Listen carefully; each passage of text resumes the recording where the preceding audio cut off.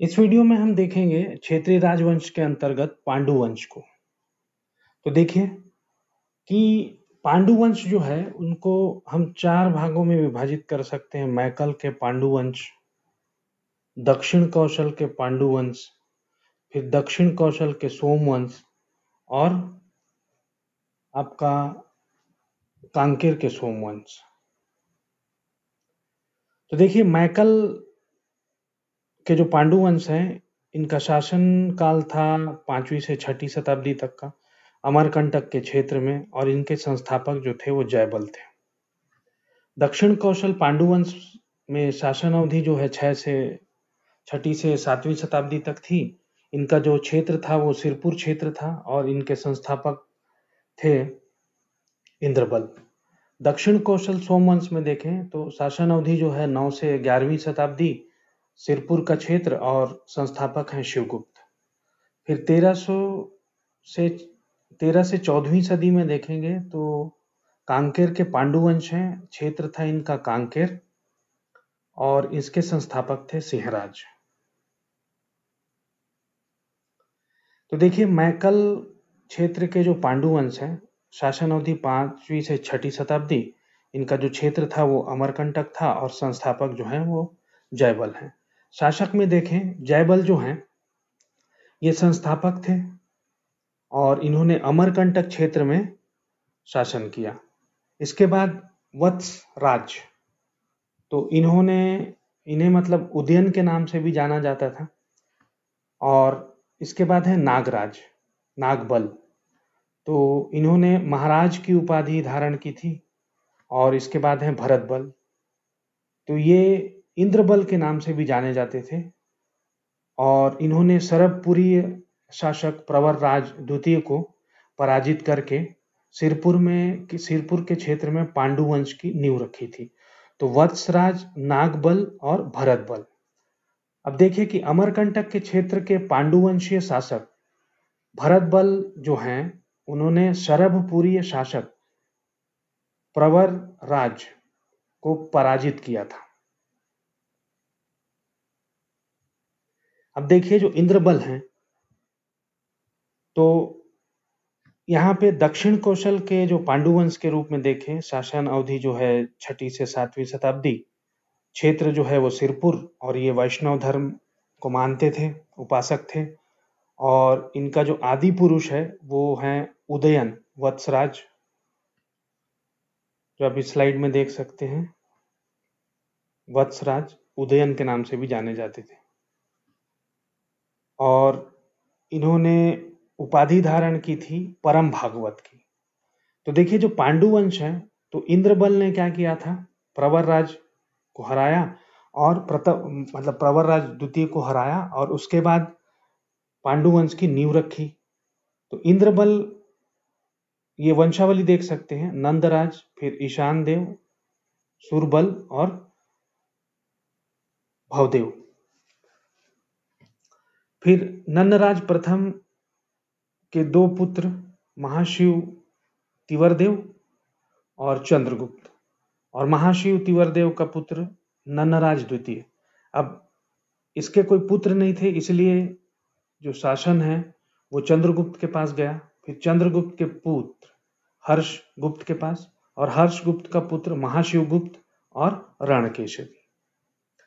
तो देखिए कि महाशिवगुप्त बलार्जुन के शासन काल को स्वर्ण काल के नाम से जाना जाता है छत्तीसगढ़ के इतिहास में। महाशिव तिवरदेव, इनके शासन काल को उत्कर्ष काल कहा जाता है और संभवतः ऐसा माना जाता है कि छत्तीसगढ़ में मंदिरों का जो निर्माण है वो इन्हीं के काल से चालू हुआ, मतलब पांडुवंशी काल से चालू हुआ है। अब विशेष में देखें कि लक्ष्मण मंदिर जो है वो सिरपुर में वसाटा ने बनवाया था, हर्षगुप्त की बीवी। फिर लक्ष्मणेश्वर मंदिर जो है खरौद में बनाया था ईशान देव ने, इंद्रबल के पुत्र ने। उसके बाद प्रस्तर मंदिर जो है वो पाली में महाशिवगुप्त बालार्जुन ने बनवाया था। तो अब हम देखते हैं कि जो प्रमुख शासक हैं पांडुवंश के, उनको वंशावली के हिसाब से समझने का प्रयास करते हैं। तो देखिए वत्सराज उदयन जो हैं वो आदि पुरुष माने जाते हैं पांडु वंश के। और ये जो शिला मतलब ये जो जानकारी है वो आपकी कालंजर शिलालेख से पता चलता है, ये स्टेटमेंट जो।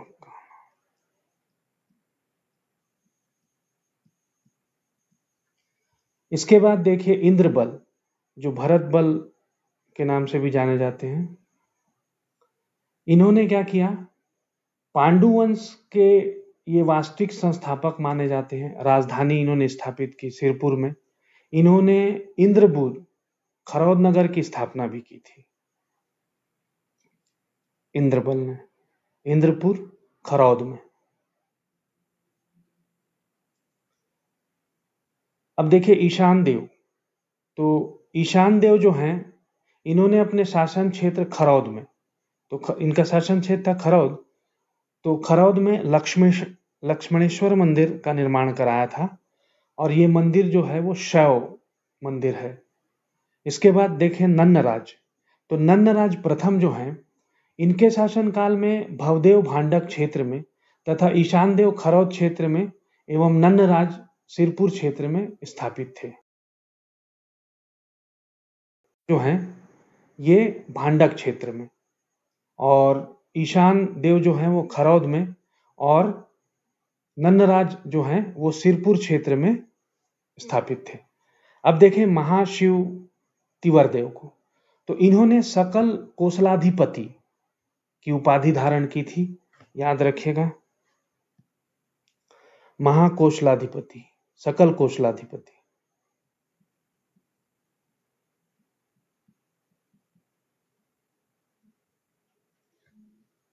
ये वैष्णव धर्म के अनुयायी होने के कारण परम वैष्णव कहलाते थे। इन्होंने शासनकाल को पांडुवंश का, ये इनका जो शासनकाल था उसे पांडुवंश का उत्कर्ष का काल कहा जाता है। इसके बाद देखिए नन्नराज द्वितीय, तो इन्हें कोसल मंडलाधिपति की उपाधि धारण की थी।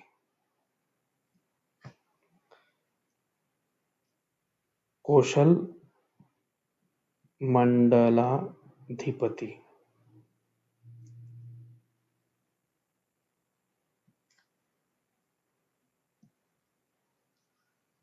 अब इनके बाद जो शासन है वो चंद्रगुप्त के पास गया। नन्नराज द्वितीय जो थे वो निसंतान थे, इस कारण ये इनके जो चाचा थे चंद्रगुप्त, इनके पास शासन गया। अब उसके बाद इनके पुत्र हर्षगुप्त, तो हर्षगुप्त जो थे उन्होंने कन्नौज के मखौरी वंशीय राजा सूर्यवर्मा की पुत्री वसाटा से विवाह किया, और इनसे दो पुत्र हुए, एक महाशिव गुप्त और दूसरा रणकेसरी। तो महाशिव गुप्त बालार्जुन जो है, इनका जो शासनकाल है ये है 595 से लेकर 665 ईस्वी तक का। ये शैव धर्म के अनुयायी थे। तो ये देखिए कि बाकी जो लोग हैं ये वैष्णव धर्म के, और महाशिव गुप्त जो हैं वो शैव धर्म के। और इनके जो दरबारी कवि थे इनका नाम था ईशान, महाकवि ईशान। और समकालीन इनको माना जाता है हर्षवर्धन पुलकेशिन द्वितीय वातापी चालुक्य के। और बालार्जुन की मुद्रा में गजलक्ष्मी के स्थान पर इन्होंने कुकुदमान, वृषभ और त्रिशूल का अंकन किया। और इनकी माता रानी वसाटा ने अपने पति हर्षगुप्त की स्मृति में 7वीं शताब्दी में लक्ष्मण मंदिर सिरपुर में बनवाया। वैष्णव मंदिर है और ये शिव मंदिर है।